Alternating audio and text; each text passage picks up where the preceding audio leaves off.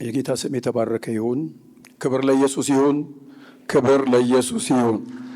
ለወደደን ከኃጢአታችን በደሙ ላጠበን ለአምላኩ ለአባቱ መንግሥት ካህናት እንድንሆን ላደረገ ለእርሱ ከዘላለም እስከ ዘላለም ክብር ይሁን። ክብር ለአብ፣ ክብር ለወልድ፣ ክብር ለመንፈስ ቅዱስ። የእግዚአብሔር ስም ለዘላለም የተባረከ ይሁን። ሃሌሉያ። ድለኞች ነን፣ ደስተኞች ነን የጌታ ስለሆንን፣ ጌታ ስለራራልን፣ ስለማረን፣ ልጆቹም ስላደረገን ማለት በጣም ሊገርመንም ሊደንቀንም ሁሌም እንድንዘምር የሚያደርገን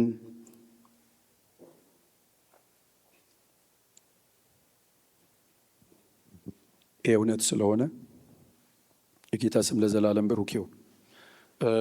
ዛሬ የሮሜን መጽሐፍ ምዕራፍ 8ን ከኔ ጋራ የተወሰኑ ክፍሎች ነው የሚሄደው። 39 ቁጥር ነው። 39 ቁጥር በአንድ ቀን አያልቅም። ስለዚህ የተወሰነ ነገር ለማንሳት ነው የምሞክረው። እኔ እስከ ቁጥር ምናልባት 17 ድረስ መቻል ከሄድኩኝ እስከዛ ድረስ እሄዳለሁ። ከዛ ውጭ ያለውን ግን ለእናንተ ነው የምተወው። ሀሳቡን ግን በአጭር መንገድ ለመናገር እሞክራለሁ። ማለት እስካሁን ድረስ የመጣ ነው። ሮሜን ስንጀምር እግዚአብሔር ቅዱስ ነው፣ ቅዱስ እግዚአብሔር ነው። ሰው ደግሞ ኃጢአተኛ ነው ብሎ አስረድቶናል። እንዴት ኃጢአተኛ እንደሆንም ከቅዱሱ ከእግዚአብሔር ፍርድ ስር እንደወደቅን የእግዚአብሔርንም ፍርድ አሳይቶናል። ምዕራፍ 1፣ ምዕራፍ 2፣ ምዕራፍ 3ን ስናነሳ ማለት ነው። ከዛ በኋላ ደግሞ ምዕራፍ 4 ላይ የሚያነሳቸው የእምነት ሰዎች አሉ። እንደ ምሳሌ የሚያነሳው አብርሃምን እና ዳዊትን ያነሳል። እንዴት እንደጸደቁ ማለት ነው። የጸደቁት በማመን ነው ብሎ ለእኛ ደግሞ የተሰጠ አዳኝ አለ። የአዳኝ ደግሞ የእግዚአብሔር ልጅ ኢየሱስ ክርስቶስ ነው ብሎ ይለናል። ስለዚህ ጽድቅ በእምነት ነው ይላል ምዕራፍ 4ና 5ን ሲያነሳ ማለት ነው። ከዛ በኋላ ምዕራፍ 6ና 7ን ባለፉት 2 ሳምንቶች አንዱ በምዕራፍ 5 የተገለጠው የእግዚአብሔር ጸጋ ስለበለጠ ጸጋው በእምነት አድኗችኋል የሚል ነገር ስለተነሳ በጸጋ ብንድንም ግን ለኃጢአት ሊኖረን የሚገባው አመለካከት ምን እንደሆነ ጳውሎስ ማብራሪያ ሰጥቷል። የሮሜን መጽሐፍ ስናነብ አንዱ የምናየው ነገር ምንድን ነው? ደብዳቤ ስለሆነ ጳውሎስ ጥያቄ እየጠየቀ ሰዎቹ ጋር ሊፈጠር ይችላል የሚለውን ነገር እያሰበ ለዛ ጥያቄ መልስ እየሰጠ ነው። መጽሐፉን ስታነቡ እንደሱ አይነት ባህሪ አለው። ይጠይቃል፣ ከዛ ለዛ ጥያቄ መልስ ይሰጣል። ሰዎቹ ጋር ደግሞ ሊፈጠር የሚችለውን ነገር እንደገና ያነሳል እና ለሱ መልስ ይሰጣል እና ጸጋ እንዲበዛ በኃጢአት ጸንተን እንኑርን? ጸጋ በልጧል ብለህ ካልክ አይ እኔ እንደሱ አይደለም ያልኩት አይደለም ብሎ ያስረዳል። ምዕራፍ 6 ላይ ወደፊት ወደ ኋላ ያልኩኝ ትንሽ ነገር ለመነካካት እሞክራለሁ። ከዛ ቀጥሎ ደግሞ የሚነሳው ነገር አለ። ያ የሚነሳ ነገር ደግሞ ምንድነው? ስለ ሕግ ይነሳል እና ሕግ ሊያድናችሁ አይደለም የተሰጣችሁ። ሕግ አያድንም። ሕግ ይኮንናችኋል፣ ኃጢአተኛ መሆናችሁን ያሳያችኋል፣ ሕግ ይፈርድባችኋል፣ ሕግ ይከሳችኋል። ከምዕራፍ 3 ጀምሮ የሚያነሳው ሐሳብ አለ።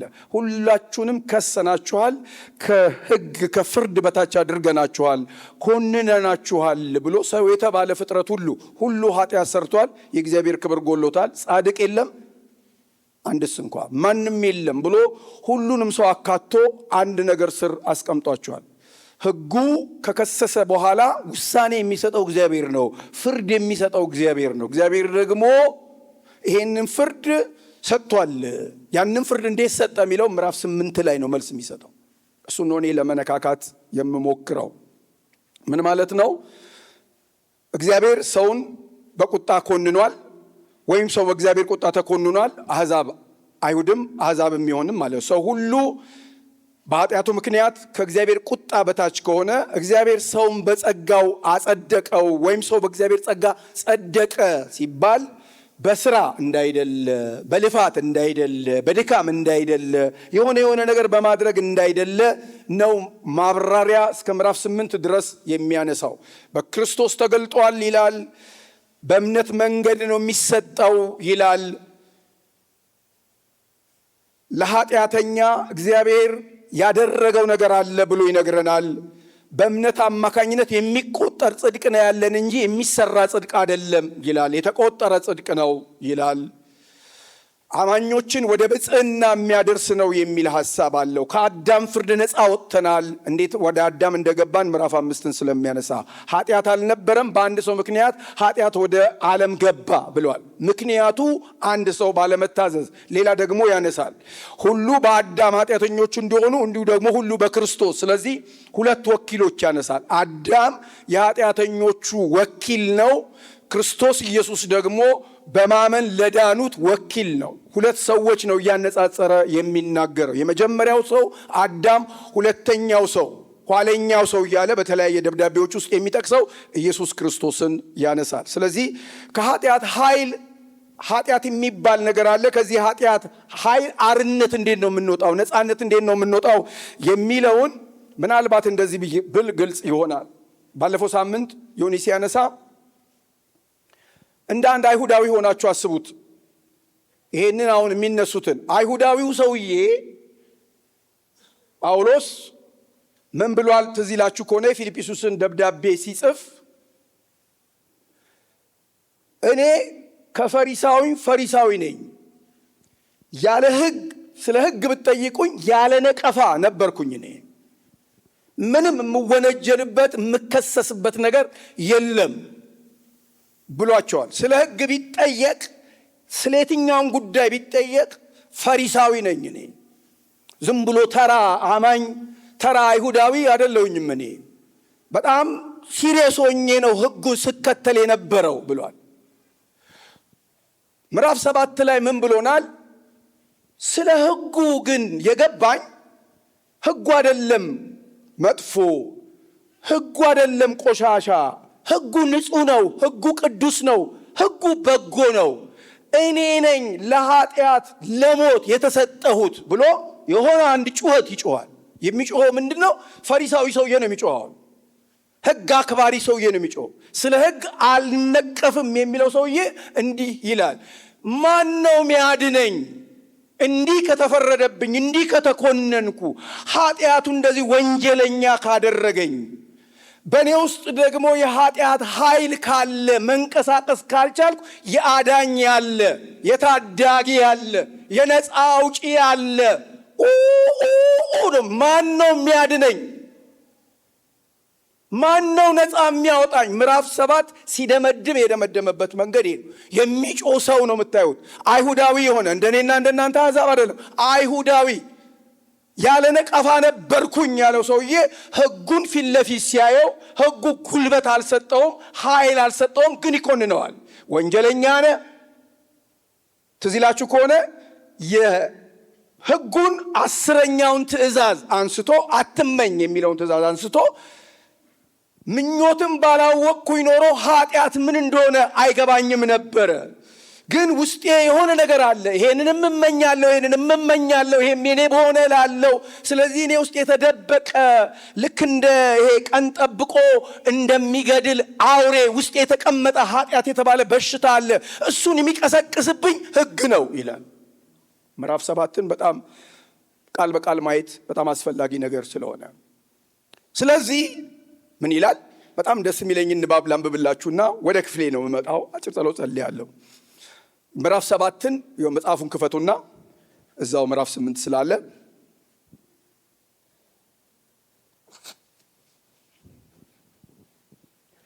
24 እና 25 ላንብበው።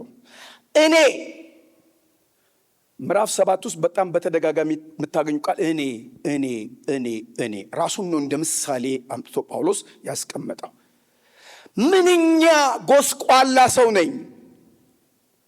ቃል አጋኖ ለዚህ ሞት ከተሰጠ ሰውነት ማንነት ማን ያድነኛል? የሮሜ መጽሐፍ ስለ መዳን ነው የሚያወራው። እንዴት ነው የሚዳነው የሚለውን ነው መልስ የሚሰጠን። ለመዳን ምንድን ነው ማድረግ ያለብን፣ ምንድን ነው የተደረገው ነገር የሚል ማብራሪያ ነው የሚሰጠን። ስለዚህ ምን ይላል እዛ ጋር? አንድ ሙሉ ስም ይናገራል። በጣም ደስ የሚል ሌሎች ቦታዎች ያላላቸውን ጳውሎስ እንዲህ ይላል፣ በኢየሱስ ክርስቶስ በጌታችን። እስቲ እንደዚህ በሉ፣ በኢየሱስ ክርስቶስ በሉ፣ በጌታችን ለእግዚአብሔር ምስጋና ይሁን። ሃሌሉያ። በኢየሱስ ክርስቶስ በጌታችን ጳውሎስ ስለ ራሱ አውርቶ ቅድም እንዳልኳችሁ ዞር ሲል ማን ያድነኛል? ማን ነው የሚያስጥለኝ? ማን ነው የሚያስተርፈኝ ያለው ሰውዬ ዞር ሲል ጌታን ሲያይ እንደዚህ አለ፣ በኢየሱስ ክርስቶስ በጌታችን ለእግዚአብሔር ምስጋና ይሁን። ሃሌሉያ። ለታረደው በግ ለኢየሱስ ክብር ይሁን፣ ክብር ይሁን፣ ምስጋና ይሁን፣ ለእግዚአብሔር ስግደት ይሁን፣ አምልኮ ይሁን። በጌታ በኢየሱስ ስም ለዚህ ጉባኤ መገለጥ ይሁን። የቃል ፍቺ ያበራል እንደተባለ የእግዚአብሔር ብርሃን እዚህ ጉባኤ ላይ ይብራ። በቃል ውስጥ ያለ ጉልበት በመንፈስ ቅዱስ ይገለጥ። አንተን የሚያከብር መንፈስ በመካከላችን የቃልን ፍቺ ያብራልን። እግዚአብሔር ብርሃን ይሁን። ጨለማችን ይብራ፣ ጨለማችን ይብራ። ንጋት ይሁን፣ በሕይወታችን ንጋት ይሁን። የትኛውም ጨለማ በጌታ በኢየሱስ ስም ከቃል ጉልበት የተነሳ የተገፈፈ ይሁን። ረባስታሎባሲያቫ በናዝሬቱ በጌታ በኢየሱስ ስም በመንፈስ ቅዱስ ኃይል ይሄ ጉባኤ የተነካ ይሁን። ከሰማይ የመጣ የተባረከው መንፈስ መንፈሳችንን ይንካው። አእምሮአችን ላይ ብርሃን ያብራ። መገለጥ ይሁን። ሰንሰለት ይበጠስ፣ ቀንበር ይሰበር፣ ጨለማ ይንጋ፣ ክፋት ይደፋ። የትኛውም የጨለማ ጉልበት ከዚህ ጉባኤ ግንበታች በጌታ በኢየሱስ ስም የተረገጠ ይሁን። ሰራ በናዝሬቱ በጌታ በኢየሱስ ክርስቶስ ስም እግዚአብሔር ሆይ የሚያከብር ጉባኤ ይሁን። የሚገረምብህ ጉባኤ ይሁን። የሚደነቅብህ ጉባኤ ይሁን። ለአንተ ስግደትን የሚያመጣ ጉባኤ ይሁን። እኔ ጸልያለሁ እግዚአብሔር ሆይ ብዙዎች በዚህ ቃል እንደተፈቱ እንደተፈወሱ ለብዙዎቻችን ነፃነት እንደሆነ ለዚህ ጉባኤ ነፃነት ይሁን። ሄረጋስተሉራ ፔርካሎራ ሴጋንዳ ጉስፓሪያቫ በኢየሱስ ስም አእምሮአችን ላይ ያለ ጨለማ ይነሳ፣ ይነሳ፣ ይነሳ። የትኛውም የጨለማ ጉልበት ይውደቅ፣ ይሰበር። ቃሉን ላከ ፈወሳቸው እንደተባለ ፈውስ ይሆን። የእምነት ፈውስ ይሆን። የመታዘዝ ፈውስ ይሆን። በመንፈሳችን ላይ ነፃነት ይምጣ። እግዚአብሔር ሆይ ካሊያ ሰበር ተኩረቫፒያ በናዝሬቱ በጌታ በኢየሱስ ስም አንተ እግዚአብሔር መንፈስ፣ የተባረክ መንፈስ፣ በእያንዳንዱ ሰው ሕይወት ውስጥ ያለ መንፈስ አንተ በጉልበት ተንቀሳቀስ፣ በኃይል ተንቀሳቀስ፣ በክብር ተንቀሳቀስ። የደከመ ይበርታ፣ የወደቀ ይነሳ። የታመሙ በጌታ በኢየሱስ ስም በመንፈስ ኃይል ይፈወሱ። የመስቀሉ ጉልበት በመካከላችን ይገለጥ።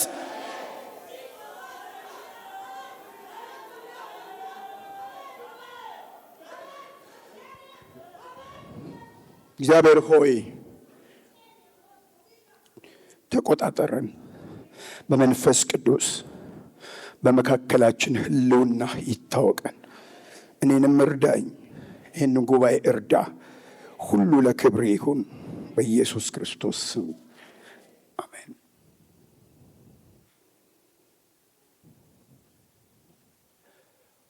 ሮሜ 8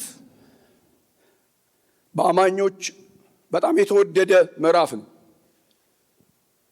በጣም ብዙ ሰው አብዝቶ የሚጠቅሰው ምዕራፍ ነው። አንዳንድ ሰዎች ቅድስተ ቅዱሳን ይሉታል ምዕራፉን። አንዳንድ ሰዎች በገነት የሚገኝ መካከለኛ ቦታ ይሉታል። አንዳንድ ሰዎች ይህንን ምዕራፍ ሲያነቡ በተራሮች መካከል የሚገኝ ረጅሙ ጫፍ ላይ ይላል። የሆነ ከፍታ ይታያቸዋል። ከብዙ ዓመት በፊት አንድ ነገር ሰምቻለሁ። በሮሜ ምዕራፍ 7 ይቸገር የነበረ ሰው፣ ምናልባት ድሮ እኔን ያገለገለኝ ያስተማረኝ ሰው ብዙዎቻችሁ የምታውቁት ተስፋዬ ኃይሌ ሮሜ 7ን ያላቻ ጋብቻ ይለዋል። ከማይሆን ሰው ጋር የተጋባ ነው እንደማለት ነው። ያለ አቅማችን ከአቅማችን በላይ የሆነ ነገር ነው የተሰጠን እና ይሄ ሰው ይህንን ሮሜ ምዕራፍ 7ን ሲሰቃይበት ቆይቶ ምዕራፍ 8ን ገና አንደኛውን ቁጥር ሲያነብ ቀይ እስክሪብቶ እጁ ላይ ስለነበረ ይህንን ቁጥር ሲያሰምረው በጣም ብዙ ገጾች ድረስ አጎረጎደው፣ ቀደደው ይላሉ። ምዕራፍ 8 ሲጀምር እንግዲህ በክርስቶስ ኢየሱስ ላሉት አሁን ኩነኔ የለባቸው። ሃሌሉያ። እንግዲህ በክርስቶስ ኢየሱስ ላሉት አሁን ሲጮህ የነበረው ሰውዬ፣ አድኑኝ ሲል የነበረው ሰውዬ፣ ያስጣይ ያለ ያዳኝ ያለ የታዳጊ ያለ ሲል የነበረው ሰውዬ እንግዲህ በክርስቶስ፣ በራሳችሁ አይደለም፣ በአገልግሎታችሁ አይደለም፣ በማንነታችሁ አይደለም፣ በዘራችሁ አይደለም፣ በቋንቋችሁ አይደለም፣ በክርስቶስ ኢየሱስ ላሉት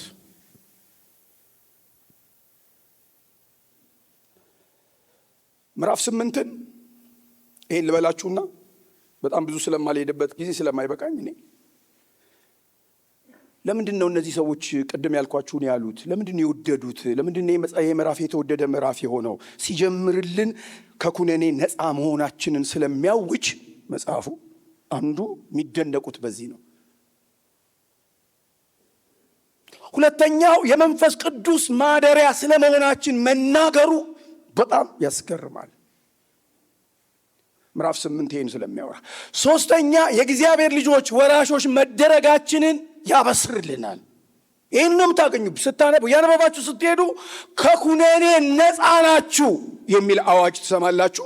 የመንፈስ ቅዱስ ማደሪያ ሆናችኋል የሚል አዋጅ ትሰማላችሁ። የእግዚአብሔር ልጆችና ወራሾች ተደርጋችኋል የሚል ትሰማላችሁ። ከዛ እንደገና ደግሞ ለትንሣኤና ለሚመጣ ክብር የተጠበቃችሁ ተስፋ ያላችሁ ሰዎች ናችሁ ይላል። ከዛ በኋላ ደግሞ በነገር ሁሉ ከአሸናፊዎች ትበልጣላችሁ እያለ ማረጋገጫ ይሰጣል። በመጨረሻም ምናልባት ይላል በጌታ ፍቅር መዳናችን እየገረመን ፈተና ቢበዛ፣ መከራ ቢበዛ፣ ችግር ቢበዛ ከዚህ ፍቅር የሚለየን አንድ ነገር የለም ይላል። ምዕራፉን የሚደመድመው በዚህ ነው። ከዚህ እኔ ሁሉም ጋር ልሄድም ብያቸዋለሁ። ስለዚህ ከፈለጋችሁ ምዕራፍ 8ን አዲስ ሕይወት በመንፈስ ቅዱስ ልትሉ ትችላላችሁ፣ ወይም የአዲሱ ኪዳን ተግባራዊ ኑሮ ልትሉ ትችላላችሁ። ምርጫ እናንተ ነው። ወይም ደግሞ በመንፈስ መመላለስ የሚል ርዕስ ልትሰጡ ትችላላችሁ። 3 ርዕስ መስጠት ትችላላችሁ። አዲስ ሕይወት በመንፈስ ቅዱስ ወይም የአዲሱ ኪዳን ኑሮ። ስለ መንፈስ ቅዱስ 21 ጊዜ ተጽፏል እዚህ ውስጥ መንፈስ መንፈስ መንፈስ መንፈስ የሚል ቁጭ ብላችሁ መቁጠር። ስለዚህ ምዕራፍ 1 ምንድን ነው የሚለን? ጸድቀናል ይለናል። የጸደቅንበትን መንገድ ያሳየናል። ልነካካቸው ስለሆነ ነው። የጸደቅንበትን ምክንያት ይነግረናል። ከዛ የሁለት አኗኗሮች ያሳየናል፣ ኑሮ ያሳየናል። ለዚህ ነው ወይ በመንፈስ መመላለስ ወይም ደግሞ አዲስ ሕይወት በመንፈስ ቅዱስ ኃይል ወይም ደግሞ የአዲሱ ኪዳን ተግባራዊ ኑሮ ልትሉ ትችላላችሁ። ሲጀምር ግን አሁን በክርስቶስ ላሉት አሁን ሲል ምንድነው? አሁን ማለት ወደ ኋላ እንድንመለስ የሚያደርገን ነገር አለ። አሁን ሲል ጳውሎስ ምን ማለቱ ነው? የሆነ አንድ ዘመን አቁሟል ማለቱ ነው። የአንድ ዘመን አስተዳደር አቁሟል። የአንድ ዘመን አመራር አቁሟል። የምን? የሕግ ዘመን፣ በሕግ መተዳደር፣ በሕግ መሪነት ስር መሆን አቁሟል። አሁን ግን ይላል ያኔ እንደ አንድ እስራኤላዊ ሲመለከተው የሚኮንነው፣ የሚወነጅለው፣ የሚፈርድበት፣ ለፍርድ የሚያቀርበውን ነገር ያያል። ዞር ብሎ ደግሞ እግዚአብሔር ያዘጋጀውን በክርስቶስ ሲያይ እንዲህ አለ፣ እንግዲህ በክርስቶስ ኢየሱስ ላሉት፣ ለማንም አይደለም። ስለዚህ ሰው ማረጋገጥ ያለበት ነገር በማን ነኝ? በምን ውስጥ ነው ያለሁት? ማን ውስጥ ነው ያለሁት? ወንድሞቼ እናቶቼ፣ ሁሌ እንደሚለው እግዚአብሔር በእኛ ፊት ሁሌ ማየት የሚፈልገው ልጁን ነው። ልጁን ማጣት እግዚአብሔር አይፈልግም። እግዚአብሔር ፊት ለመቆም የእግዚአብሔርን ስም ለመጥራት ከእግዚአብሔር ጋር ለመኖር ሁል ጊዜ እግዚአብሔር ወስዶ የከተተን ልጁ ውስጥ ነው። ለዚህ ነው ልጁ ያለው ሕይወት አለው፣ የእግዚአብሔር ልጅ የሌለው ሕይወት የለው። እንግዲህ በክርስቶስ ኢየሱስ ላሉት፣ በሃይማኖት ላሉት አይደለም፣ በመሰረተ ክርስቶስ ላሉት አይደለም፣ በሙሉ ወንጌል አይደለም፣ በክርስቶስ ኢየሱስ ላሉት እግዚአብሔር ማየት የሚፈልገው ልጁን ነው። ለዚህ ነው እየቀጠላችሁም ስትሄዱ ልጁን በብዙ ወንድሞች መካከል በኩር ይሆን ዘንድ የሚለው እዚሁ ምዕራፍ ውስጥ፣ እዚሁ መጽሐፍ ውስጥ። ስለዚህ ቀጥሎ ምን ይላል? ታሪክ ተቀይሯል ይለናል። ምናልባት እንዲገባን ምዕራፍ 7 አንዴ ቁጥር 5 እና 6 ተመልከቱ። እንደዚህ የሚል ቃል አለ። በስጋ ሳለን ይላል። ስጋ ሲቆጣጠረን፣ ስጋ ሲመራን ማለቱ ነው። በስጋ ሳለን በሕግ የሚሆን የኃጢአት መሻት ለሞት ፍሬ ሊያፈራ በብልቶቻችን ይሰራ ነበርን ይልና ምን ይላል ቀጥሎ? መጽሐፍ ቅዱስ ይዛችኋል? ከኔ ጋር ናችሁ? ምንድን ነው የሚለው? እስቲ ጮክ በሉ፣ ጮክ በሉ፣ ጮክ በሉ። አሁን ግን ይላል፣ አሁን ግን ለእርሱ ለታሰርንበት ስለ ሞትን ይላል። በደንብ ስሙ። በጣም ከብዙ ሰዎች ጋር ክርስትና አስቸጋሪ የሚሆነው መጽሐፍ ቅዱስ ሳይገባን ሲቀር ብቻ። እግዚአብሔር ሕጉ አለ፣ ቅዱስ ነው ብሎናል። ኃጢአት አለ፣ ሁለቱም የሚፈልጉት ሰው አለ። ኃጢአት እየሰራ ሰውየው ኃጢአትን የሚተውበት አቅም እያጣ ለኃጢአት እየተገዛ ሲሄድ ዞር ሲል ሕጉ ይረዳኛል ሲል ሕጉ ሊረዳው አልቻለም። ይኮንነዋል፣ ይፈርድበታል። ስለዚህ ጮኋል ሰውየው። ስለዚህ እግዚአብሔር ምን አለ? ይህን ሰውዬ ነው መግደል ያለብኝ አለ። በደም ስሟት፣ በደም ይዋት። እንደዚህ ይላል፣ የኃጢአት መሻት ለሞት ፍሬ ሊያፈራ በብልቶቻችን ይሰራ ነበር። አሁን ግን ለእሱ ለታሰርንበት ብሎ ምን ይላል? እስቲ ስለ ሞትን በሉ፣ ጮክ በሉ። እግዚአብሔር ግድያ አካሂዷል ማለት ነው። ግድያ አካሂደው ምንድን ነው? ሰውየውን፣ ይሄ የሚጮኸውን ሰውዬ አድነኝ፣ በቃ ኃጢአት እየሰራው ነው ያልኩትን እሱን መግደል ነው አለ እግዚአብሔር። አስረዳለሁ፣ መጽሐፍ ቅዱስ ራሱ ስለሚናገር ማለት ነው። ምን ይላል? ከሕግ ምን ሆነናል?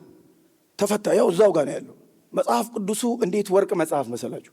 የእግዚአብሔር ስም ለዘላለም የተባረከ ይሁን። እኔ ስለ መጽሐፍ ቅዱስ እግዚአብሔርን በጣም ነው የማመሰግነው። መጽሐፍ ቅዱስ ባይኖር ኖሮ ላለ ብዙ ጊዜ ከሕግ ተፈተናል ይላል። ይሁላችሁ ከሕጉ የፈታው ሰውየውን ገለው ነው። ሲጀምር ስለ ጋብቻ አንስቶልናል። ሴትዮዋ ከዛ ሞጋሽ ከሆነ ባሏ የምትገላገለው በሞት ብቻ ነው ብሏል።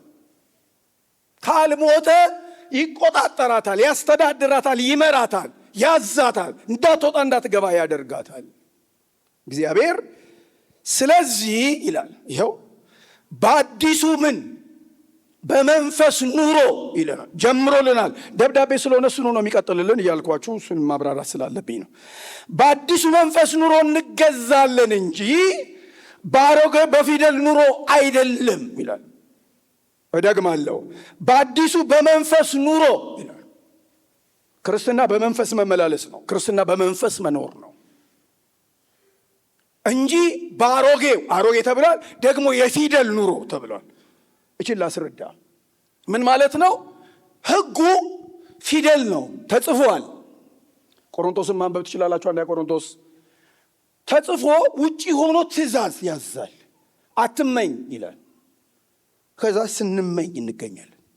አትዋሽ፣ ስንዋሽ እንገኛለን። አትስረቅ፣ ስንሰርቅ እንገኛለን። ውጪ ነው ሆኖ ነግሬሃለሁ ይላል ሕጉ። ከዛስ ሌባ፣ ኃጢአተኛ፣ ውሸታም ይላል። ስለዚህ እግዚአብሔር ምን አለ? ይህን ሰውዬ እነዚህ ከሚሰቃይ ልግደለው አለ። ከዛስ አዲስ ሕይወት ወይም የምታውቁትን ጥቅስ ልንገራችሁ። ማንም በክርስቶስ ቢሆን ምንድን ነው? ጮክ በሉ። በኢየሱስ ስም እግዚአብሔር መገለጥ ይስጣችሁ። ጮክ በሉ። ማንም በክርስቶስ ቢሆን አዲስ፣ እግዚአብሔር የሆነ አዲስ ሰው ፈጠረ። አዲስ ሰው። እሱን በምን አረጋገጥን? እኛ መጣንና እሱን አብራራላችኋለሁ። ወደኋላ መለስ ብዬ ምዕራፍ 6 ላይ የተነበበውን ነገር ላነብ ስለፈለግኩኝ ማለት ነው። ምዕራፍ 6 ቁጥር 4 እንዲህ የሚል ቃል አለ። እንግዲህ ክርስቶስ በአብ ክብር ከሙታን እንደተነሳ እንዲሁ ብሎ ምን ይላል? እስቲ እኛም በሉ፣ እኛም በሉ፣ እስቲ ጮክ በሉ። ስለ መድኃኔዓለም ልለምናችሁ ገብቷችሁ ብትሄዱ ይሻላችኋል። እኛም በአዲስ ሕይወት እንድንመላለስ። ሕይወት ምንድን ነው? አዲስ ነው። በአዲስ ሕይወት እንድንመላለስ ከሞቱ ጋር አንድ እንሆን ዘንድ በጥምቀት ከእርሱ ጋር ምን ሆንን? ተቀበርን ይላል። ይኸውላችሁ ጥምቀት የመሠረተ ክርስቶስ ቤተ ክርስቲያን የሃይማኖት ስርዓት አይደለም። ጥምቀት ቀብር ነው። ከክርስቶስ ሞትና ትንሣኤ ጋር መተባበር ነው። ከእንግዲህ ወዲህ ለኃጢአት ላልኖር፣ ከእንግዲህ ወዲህ ለክርስቶስ ልኖር፣ ገዤ ክርስቶስ፣ ጌታዬ ክርስቶስ፣ ንጉሴ ክርስቶስ ብለን ልኖር በአዲስ ሕይወት። ያው ሲያብራራላችሁ እንደዚህ ብለዋል። ምን ብሎናል?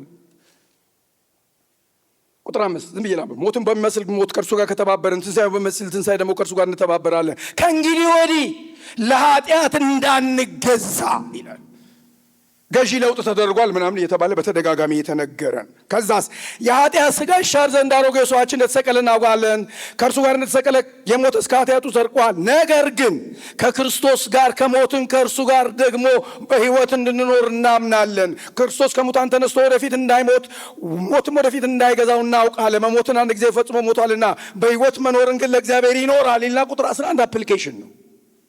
ቁጥር 11 እንዲህ ይላል። ያን ፈጥኛ ያነበብኩት ብዙ ስለምናውቀው ነው። ከዛ እንዲህ ይላል፣ እንዲሁም ብሎ ምን ይላል? እናንተ ደግሞ ይላል። እስቲ እኔ ደግሞ በሉ፣ እኔ ደግሞ በሉ።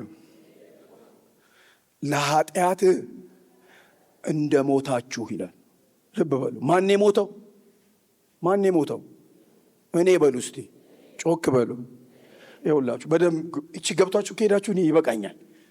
እግዚአብሔር የገደለው ሰውየውን የገደለው እንዴት ነው የገደለው? ምዕራፍ 8 አሁን ያብራራል። ቀጥል ሌላ ንብ ነው። ሰውየውን ገደለው። የሚሰቃየውን ኃጢአት የሚያሰቃየውን ሕግ የሚያሰቃየውን ሰውዬ ገደለው። ሁለቱም እንዳያገኙት ማለት ነው። ከዛ ምን አረገ? አዲስ ሰው ፈጠረ። እግዚአብሔር ማረግ የሚችል መስራት የሚችል መፈጸም የሚችል ልብ በሉ። የብዙ ሰዎች ጥያቄ አንዱ ብዙ ትምህርት ቤት ውስጥ የሚያከራክር በቅዱሳን መካከል የሚያከራክር ሕጉ ተሽሯል አልተሻረም፣ ሕግ መፈጸም አለብን የለብን ምናምን ይላሉ ሰዎች። ይኸውላችሁ ምዕራፍ 8 ቅልጭ ያለች መልስ ነው የሚሰጠው። እግዚአብሔር እንደማይችል ሰው ያውቆ ሲጮህ ማን ያድነኛል ሲል አዳኝ ሰጠውና አዲስ ሰው ፈጠረ እግዚአብሔር። አዲሱ ሰውዬ ሕጉ አይሻሻልም፣ ሕጉ አይለወጥም። ሕጉ ቅዱስ ነው። ሕጉ የእግዚአብሔር ባህሪ ማንነት ነው። ስለዚህ መፈጸም የሚችል ሰውዬ ነው የተፈጠረው። ማረግ የሚችል ሰውዬ፣ ማከናወን የሚችል እሱ ነው እያብራራልን የሚሄደው። አሁን ተመልከቱ ምዕራፍ 8 ልግባ። እንዲህ ይላል በክርስቶስ። እስቲ በክርስቶስ በሉ። ዛሬ አስብላችኋለሁ። ለምን መሰላችሁ? እግዚአብሔር ምን አደረገ? በክርስቶስ ኢየሱስ ላሉት ብለዋል። ከዛ አሁን በክርስቶስ ኢየሱስ ያለ የሕይወት መንፈስ ሕግ ይላል። አሁን የፊደል አይደለም፣ በአዲስ መንፈስ ኑሮ ልክ እንዳለን የሕይወት መንፈስ ሕግ። ሰዎች ያብራሩበትን መንገድ ላብራራላችሁ። አሳ በምንድን ነው የሚኖረው? አቤት በባህር በውሃ ውስጥ። እሺ አሳን መዋኘት ያስተማረው ማን ነው? ያሰለጠነ ሰው አለ? እቤቴ ውሃ አድርጌ አሳ እንዴት እንደሚዋኝ እንዴት ወደ ላይ ወደ ታች እንደሚል አሳይቼዋለሁ የሚል ሰው አለ? የለም። ምኑ ነው? ተፈጥሮ ነው። አሳ ውሃ ውስጥ ታረቁት ይላል። ይኸውላችሁ አሁን ሕጉ እንዲፈጸም ስለተፈለገ እግዚአብሔር መንፈሱን ሰው ውስጥ ቅዱሱን መንፈስ ሰው ውስጥ ከተተና ሰውየው ማረግ እንዲችል ኔቸሩ እንዲሆን ተፈጥሮ እንዲሆን ምንም እንዳይጨነቅ ማረግ እንዲችል። አንድ ሰው እንደዚህ ሲል ሰምቼዋለሁ። ለምሳሌ ንስር በመብረር የሚታወቀው ማን ነው? በከፍታ ንስር። እሺ ንስርን ማን ያሰለጠነው? ሕይወቱ ነው። ላይፉ እኮ ነው። ይኸውልህ ንስር ስትበር እንትን ሊመጣብህ ነው። አንዴ ሹት አድርግ ወይም ደግሞ አሁን ወጀብ ቢነሳ ማዕበል ቢነሳ የሆነ ነገር ቢነሳ ንስር ግራ ይገባል። ወዮ ጉዴ ገደል ልገብ ተበላሸው ምናምን እኮ አይልም ይላል። ይኸውልህ አሁን ያንን ንጹሕ ሕግ ስታይ ማንም በክርስቶስ አዲስ ስለሆነ የሕይወት መንፈስ ሕግ ሰውዬው ውስጥ ስለገባ ሰውዬው እንዴ ልታዘግ ወይኔ ጉዴ ምን አይልም። ላይፍ ስታይሉ ነው በቃ ያደርገዋል። እንዴት ነው የሚያደርገው? እያነበብኩላችሁ ልሂድ። በክርስቶስ ኢየሱስ ያለው የሕይወት መንፈስ ሕግ ከኃጢአትና አሁን ሁለቱ አይደለም ከሞት ሕግ አርነት አውጥቶኛልና ይላል። ሃሌሉያ።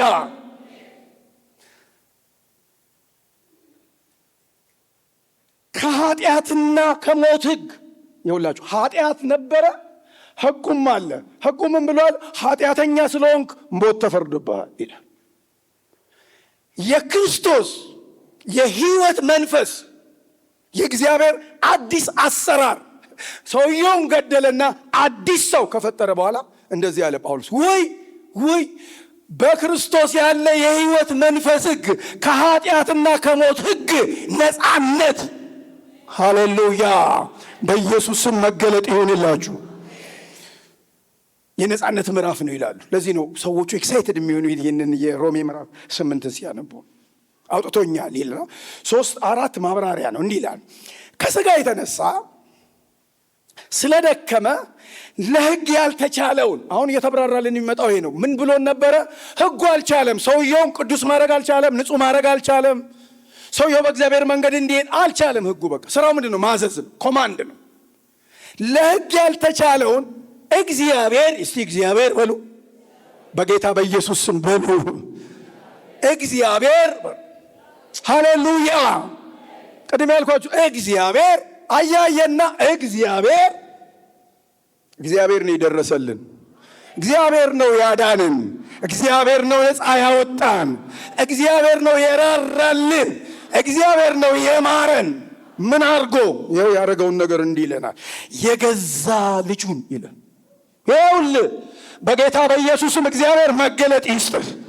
ሪስካዳዲያቫ ኢየሱስን የሚጋርዱ መጋረጃዎች ለዘላለም ይቀደዱ። ኢየሱስን እንዳና የሚሸፍኑ ሃይማኖቶች በጌታ በኢየሱስም ምንጫቸው ይድረቅ፣ ስራቸው ይፍረስ። እግዚአብሔር የገዛ ልጁን ለአንተ ብሎ ለአንቺ ብሎ ለእኔ ብሎ ለዓለም ኃጢአት ብሎ የገዛ ልጁን በኃጢአተኛ ሥጋ ምሳሌ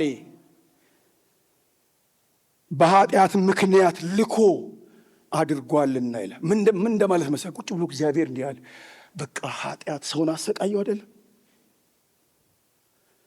ሰው እየጮኸ ነው፣ ኃጢአት ገደለኝ እያለ እግዚአብሔር እንዲህ አለ፣ በቃ ልጄን ነው መላክ ያለብኝ አለ። ልጄ ነው ሄዶ መሞት ያለበታል።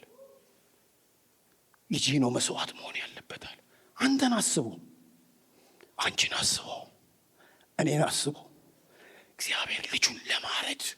ለዚህ ነው እዚሁ መጽሐፍ ውስጥ እንዲህ የሚል ቃል አለ፣ ለገዛ ልጁ ሳይራራ ይላል።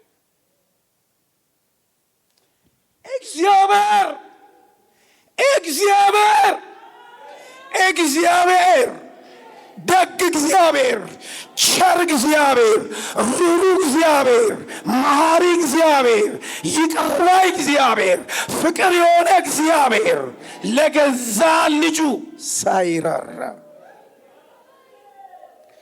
ለእኔ ራርቶ፣ ለአንተ ራርቶ፣ ለአንቺ ራርቶ። እስኪ ዝም ብላችሁ አስቡ። የሆነ ሰው እኮ የሆነ ነገር ሲያደርግልን ማለት ማመን የማንችለውን ነገር እኮ ሲያደርግልን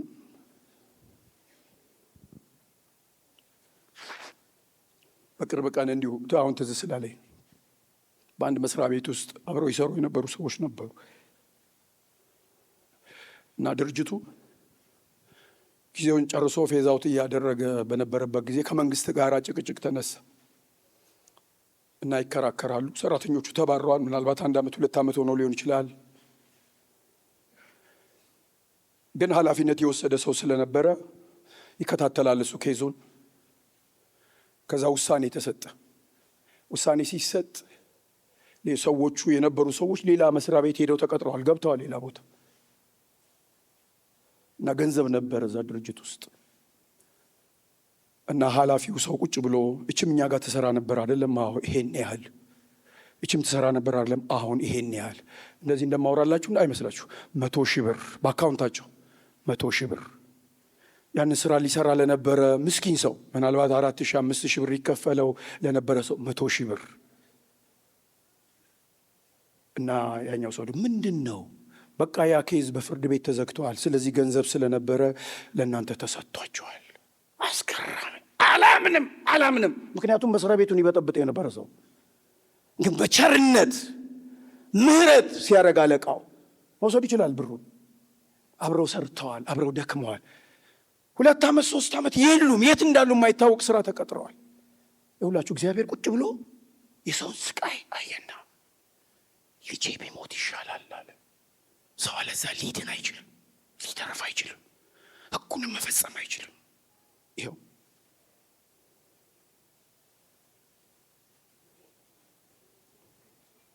ስለዚህ ቅድም ባልኳችሁ ቀጥሎ ለእንደዚህ አይነት አምላክ፣ ለእንደዚህ አይነት ደግ ጌታ፣ ለእንደዚህ አይነት ቸር ጌታ ከዚህ በኋላ ላለመኖር ምንም ምክንያት አንድ ሰው የለው። ምንም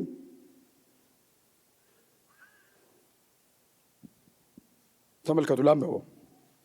የገዛ ልጁን በኃጢአተኛ ሥጋ ምሳሌ በኃጢአት ምክንያት ልኮ አድርጓልና እንደ መንፈስ ፈቃድ እንጂ እንደ ሥጋ ፈቃድ በማንመላለስ በእኛ ብሎ ቀጥሎ ምንድን ነው የሚለው? የሕጉ ትእዛዝ ይፈጸም ዘንድ ይላል። ቅድም እንድነበረን ሕጉን ነው መፈጸም ያቃተን። ሕጉን መፈጸም ስላቃተን ነው እግዚአብሔር ሌላ አሰራር ያመጣው። ለዚህ ነው ይሄ መገለጥ ይጠይቃል፣ ብርሃን ይጠይቃል። ያው ግን ተጽፏል። ሕጉ እንዲፈጸም ሕጉን መሻር አይችልም። እግዚአብሔር አይችልም፣ ሕጉን አይሽረውም። ሕጉ እንዲፈጸም ስፈለገ የሕግ ትእዛዝ ይፈጸም ድረስ ኃጢአትን በሥጋ ኮነነው ይላል። መኮነን ማለት ምን ማለት? መኮነን ማለት መፍረድ ማለት ነው። በቃ ኮናኝ ማን ነው? እግዚአብሔር። ገልጣችሁ ማንበብ ትችላላችሁ። ምን ይላል? የሚያጸድቅ ማን ነው? የሚኮንንስ ማን ነው? ሰይጣን መኮነን አይችልም። ኃጢአትን መኮነን አይችልም። ሰይጣን ስራው መክሰስ ነው። ሌላ ነገር ማድረግ ይከሳችኋል። ይኸው ይህን ሰርተሃል። ኃጢአትስ ኃጢአት ያሰራችኋል። ሕጉም ደግሞ ለፍርድ ያቀርባችኋል። ከዚህ እግዚአብሔር በኃጢአተኛው ሰውዬ ላይ ፍርድ ከወሰነ በኋላ አዲስ ሰው ከፈጠረ በኋላ የሕጉ ትእዛዝ ይፈጸም ዘንድ ይላል። ሕጉን ለመፈጸም አቅም፣ ሕጉን ለመፈጸም ጉልበት፣ ሕጉን ለመፈጸም ኃይል እግዚአብሔር በመንፈስ ቅዱስ ለእያንዳንዳችን ሰጠን። ይኸው እያነበብኩ ሊሄድ ነው። እንደዚህ ይላል ቁጥር 5 ከዚህ በኋላ እንደማለት ነው እንደ ሥጋ ፈቃድ የሚኖሩ የሥጋን ነገር ያስባሉ፣ እንደ መንፈስ ፈቃድ የሚኖሩ ግን የመንፈስን ያስባሉ። ስለ ሥጋ ማሰብ ሞት ነውና፣ ስለ መንፈስ ማሰብ ግን ሕይወትና ሰላም ነው። ስለ ሥጋ ማሰብ እግዚአብሔር ዘንድ ጥል ነውና፣ ለእግዚአብሔር ሕግ አይገዛም፣ መገዛትም ተስኖታል። በሥጋ ያሉት እግዚአብሔርን ደስ ሊያሰኙት አይችሉም ይላል። ማለት ምን ማለት ነው መሰላችኋል? ቀጥሎ ቁጥር 9 እንደ ኮር ሕይወት ምን ትላለች? የእግዚአብሔር መንፈስ በእናንተ ዘንድ ቢኖር ይላል። የእግዚአብሔር መንፈስ አሁን ያለው ሰማይ አይደለም። የት ነው ያለው? እኛ ጋር ነው ያለው። እስቲ መንፈስ ቅዱስ በሉ። ማደሪያው አድርጎኛል በሉ። መንፈስ ቅዱስ በሉ። መኖሪያው አድርጎኛል በሉ። ምን ልላችሁ ነው? አሁን ጸድቀናል። የጸደቅንበት መንገድ እግዚአብሔር ልጁን ገሎ ነው። የጸደቅንበት ምክንያት ደግሞ እንድንኖር ነው። አሁን 2 ትግሎች አሉ። ምንድን ነው ይሄ? 2 ኑሮች አሉ። በሥጋ ሲል ቅድም ኃጢአት ሲያሰራን የነበረው በሥጋችን ውስጥ ያለ የኃጢአተኛ ባህሪ ማንነት ነው። እሱ አለ። እኛ የምንነግረው ምን እያልን ነው? በምዕራፍ 6 መሰረት እየቆጠርን ነው የምንሄደው። እየቆጠርን የምንሄደው ምንድን ነው? ምናልባት ግልጽ እንዲሆንልን ምዕራፍ 6 አንዴ ወደኋላ ቁጥር 12 እንዲህ ይላል፣ ለምኞቱ እንድትታዘዙ በሚሞት ሥጋችሁ ይላል ኃጢአት አይንገስ፣ ብልቶቻችሁን የዓመፅ የጦር ዕቃ አድርጋችሁ ለኃጢአት አታቅርቡ። ይሄ ሰው ጋር ነው ያለው፣ ፈቃድ ሰው ጋር ነው ያለው፣ ፍላጎት ሰው ጋር ነው ያለው። ከዚህ በኋላ እግዚአብሔር ጉሮሯችንን እያነቀ በዚህ ሂድ አይለን። ይኸው አታቅርቡ። ከዛስ ነገር ግን ከሙታን ተለይታችሁ በሕይወት እንደምትኖሩ ራሳችሁን ለማን? ለእግዚአብሔር፣ ለወደዳችሁ ለእግዚአብሔር፣ ለራራራችሁ ለእግዚአብሔር፣ በልጁ ለታደጋችሁ ለእግዚአብሔር አቅርቡ። ብልቶቻችሁን የጦር ዕቃ አድርጋችሁ ለኃጢአት አታቅርቡ። ስለዚህ እቺ ቁጥር 5 ላይ ያለችው እንደ ሥጋ ፈቃድ የሚኖሩ ይላል። ሥጋችን አሁን ቅድም ያልኳችሁን ነገር ይመኛል። መውጣት፣ የዚህ ዓለም መሆን። ምን ይላል መሰላችሁ ጳውሎስ? በሥጋ ያሉት ይላል እግዚአብሔርን ደስ ሊያሰኙት አይችሉም። ሥጋ ኮንትሮል ሊያደርገን ይፈልጋል፣ ሊመራን ይፈልጋል፣ ያባብለናል፣ በስልጣን ያታልለናል፣ በገንዘብ ያታልለናል፣ በክብር ያታልለናል፣ በዘር ያታልለናል፣ በቋንቋ በብዙ ነገር ሥጋችን ብድግ ይላል። የሆነ ነገር ይሆነ ማን ነው እኔን የሚነካኝ? ልክ ልኩን አሳየዋለሁ ይላል ተነስቶ። ውስጣችን ያደረው መንፈስ ደግሞ እንደዚህ ከየት አመጣው ይሄንን ይላል። ኩልዳው እስቲ ተረጋጋ፣ እረፍ እስቲ ይላል። ምርጫው የራሳችን ነው። እንደ ሥጋ ፈቃድ ብትኖሩ ትሞቱ ዘንድ ይላል። ሊገላችሁ ነው ይላል፣ ሊያጠፋችሁ ነው ይላል። እንደ መንፈስ ፈቃድ ብትኖሩ ይላል። አሁን ይመላችሁ ውስጣችን ያደረው መንፈስ በጣም ጨዋ የሆነ እመቤት የሆነ መንፈስ ነው። መንፈስ ቅዱስ የተባረከ መንፈስ ነው። ዓለም አያየውም፣ አያውቀውም። የእውነት መንፈስ ነው። በውስጣችሁ ስለሚሆን እናንተ ብቻ ታውቁታላችሁ ስላለ ጌታ እኛ የመንፈስ ቅዱስ ማደሪያ ነን። ቆሮንቶስን ማንበብ ትችላላችሁ። የእግዚአብሔር መንፈስ እንዲኖርባችሁ አታውቁምን ይላል። ስለዚህ ሁላችሁ አሁን እኛ ጋር መንፈስ ቅዱስ አለ። ዝም ብሎ ያየናል። የሆነ ሰው የሆነ ነገር ይቀሰቅስብናል። ብድግ ሲያደርገን በቃ እንግዲህ ሁሉ ነገር እኮ ልክ አለው ይላሉ። ከዛስ ምን ልትሆን ነው? አጋጫለሁ ይላል። ከዛ ይቀጥልላችኋል። ምን ያህል መሰላችሁ? ሥጋ በለው ይላችሁ። መንፈሳችን ያን ጊዜ የእግዚአብሔር መንፈስ ሽሪንክ ያደርጋል። ኖ አይሆንም። ለምን ላልነበራችሁ ሰዎች በዛች በጥር ሰሞኑን ማታ በተማርነው በጴጥሮስ ምሳሌያችን ኢየሱስ ስለሆነ ሲሰድቡት መልሶ አልተሳደበም። ለሚገሉት ራሱን አሳልፎ ሰጠ። በግ በሸላቾች ፊት ዝም እንደሚል በግ ዝም አለ፣ እንደማያውቅ ሆነ። ይሁላችሁ አንዳንድ ጊዜ ክርስትና ይሁላችሁ እውነተኛውን ክርስትና እንኑር ካልን ያሰቃያችኋል። በቃ መንፈስ ቅዱስ ለእያንዳንዱ መልስ እንዲሰጡ ያደርጋችሁ። እረፍ ይላችሁ። እረፍ። ተናኩኝ። ባደግኩበት ሀገር ተናኩኝ። በተከበርኩበት ሀገር ተናኩኝ። ምን ልታመጣ ነው ታዲያ? ፈጣሪው በፍጡሩ ተመቷል። ፈጣሪው በፍጡሩ ተሰድቧል። ፈጣሪው በፍጡሩ ተወቅቷል። ግን ዝም አለ። ኢየሱስ እንደማያውቅ በጥፊ ሲሉት ዝም አለ። ለምንድን ነው የምትመታኝ አለው። ምንድን ነው ያረኩታል? ሊገል ስልጣን እንዳለኝ አታውቅም ሲለው አይ ከላይ ካልተሰጠ በስተቀር አትችልም።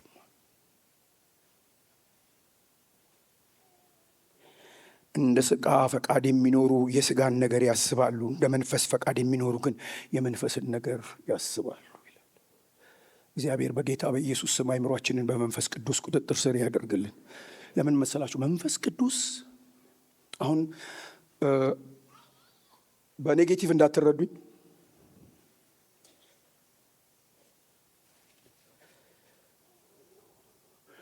ዝም ብላችሁ ስታዩት አሁን እኛ ብዙ ትግላችን ከሰይጣን ጋር አይደለም፣ ግን ትግላችን መሆን ያለበት ከሥጋችን ጋር። አሁን ልክ እንዳልኳችሁ መጥቶ ይኮተኮታችኋል። እንዲህ ልትሆን ነው፣ እናንተን አበለጡህ፣ ጥለው ሄዱ፣ ጉድ ሊፈላ ነው፣ ምን ይሻላል፣ መኖር አልቻልክም እሱ ሀገር ላይ ምናምን የሆነ ነገር ያሳየናል የሆነ ነገር።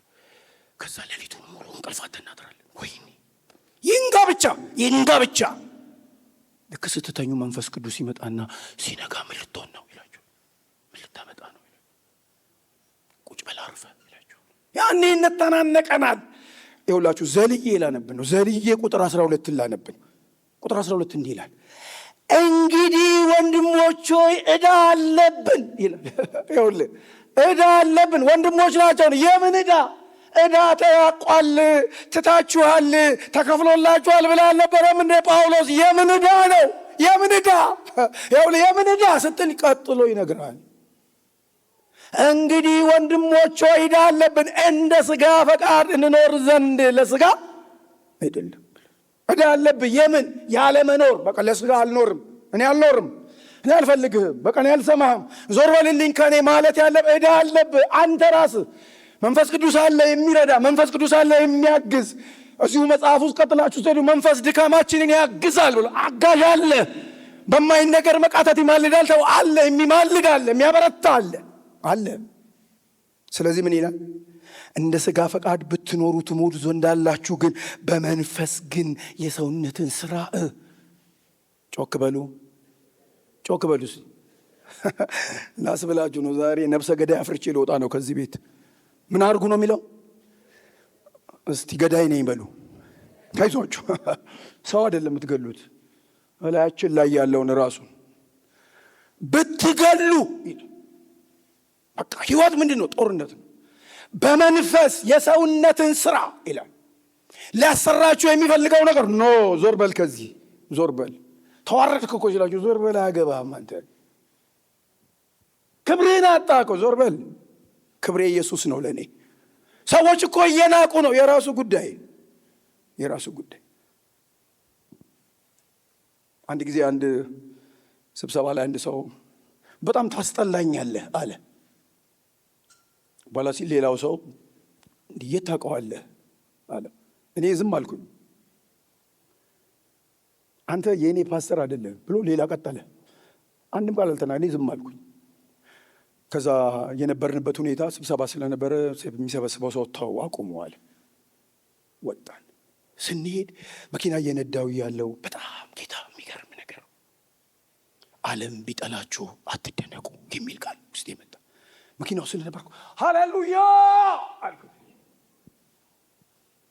አንድ ሰው አይደለም ዓለም ቢጠላችሁ። ከዛ ደወለልኝ። እንዴት ነህ አለ። አረ ደህና ነኝ እኔ፣ ምንም አልተሰማም። ምን ይሰማኛል? የሚሰማው ሰውዬ እኮ ተገሏል። የሚሰማው ሰውዬ እኮ ሞቷል። ጳውሎስ እንዲህ አለ፣ ከክርስቶስ ጋር ተሰቅያለሁ፣ አሁን ሕያው ሆኜ አልኖርም፣ ክርስቶስ ግን በእኔ ይኖራል። አሁን የምኖርበት ኑሮ በወደደኝና ስለ እኔ ራሱን አሳልፎ በሰጠ በእግዚአብሔር ልጅ ላይ ባለ እምነት የምኖረው ኑሮ ነው። ኑሮዬ ክርስቶስ ነው። ኑሮዬ ኢየሱስ ነው። የሕይወቴ መሪና አለቃ ኢየሱስ ነው። የእኔ ጌታ ኢየሱስ ነው። የሁላችንም ወንድሜና እህቶቼ በመንፈስ የሰውነትን ሥራ ብትገድሉ ይላል። ቤታችሁን የምታምሱ ሰዎች፣ ትዳራችሁን የምታምሱ፣ ልጆቻችሁን የምታምሱ፣ ቤቱን ቀውጥ የምታረው መጣ ሲባል እንኳን ወላጅ ልጆቻችሁ አይደለም ድመቱ ድራሹ የሚጠፋ፣ ውሻው ድራሹ የሚጠፋ፣ ተመለሱ። ልክ አደላችሁ። ትላንት ከነግዝሽ ጋር ጉብኝት ጨርሼ ሲሄድ አንድ ወጣት ቀጥሬው ነበር እና ከልጄ ጋር ነው ቁጭ ብለው እየጠበቁኝ የነበሩት። ከዛ ሰላም አልኩት። ሁለተኛ ልጄ ኤልያብ ሰላም አለኝ ምናምን። ከዛ የፈለገኝን ጉዳይ መቀደኛ ሽማግሌ ልልክ ነው ምናምን ላይ እሺ እንዴት ነው ምናምን ስል ይቅርታ አቤ በጣም ደስ ብሎኛል አለ። ምን ነው አልኩት። እኔ ከአባቴ ጋር እንደዚህ አላወራም አለኝ። አባቴ የሆነ ነገር ስበል ደግሞ አንተ ምን ታውቃለህ ደደብ ድንጋይ ይለኛል አለ። ዩኒቨርሲቲም ተምሬ ስራም እየሰራው ዳድም ዝበለ ደዛ ዝበለ ይላል። ቸርች ይሄዳሉ። አንደኛ ከፊት ወንበር። ይኸውላችሁ ወንድሞቼ እናቶቼ፣ መንፈሳዊነት ቸርች መመላለስ አይደለም፣ አቴንዳንስ አይደለም። መጽሐፉ ምን ይላል? እስቲ እንደዚህ በሉ፣ ቃልህ በሉ እውነት ነው በሉ፣ ይቀድሰኛል በሉ፣ ቃልህ በሉ እውነት ነው በሉ፣ ይፈውሰኛል በሉ። በጌታ በኢየሱስም ይሄ ቃል ለፈውስ ይሁንልን። ረስካባ በናዝሬቱ በጌታ በኢየሱስ ስም ተልካሻ ሕይወት እንድንኖር የሚያደርግ ማንነት በእግዚአብሔር ቃል የተስተካከለ ይሆን፣ የተፈወሰ ይሆን። ይሄ ወንጌል የበላይ ይሆን። ይሄ ወንጌል ያስተዳድረን። ይሄ ወንጌል ይግዛን። ለዚህ ወንጌል እንድንኖር እግዚአብሔር ልባችንን ይስበርልን፣ ያሸንፈን። ልክ እንደ ያዕቆብ ያው አንብቤው መጨረሴ ነው። እኔ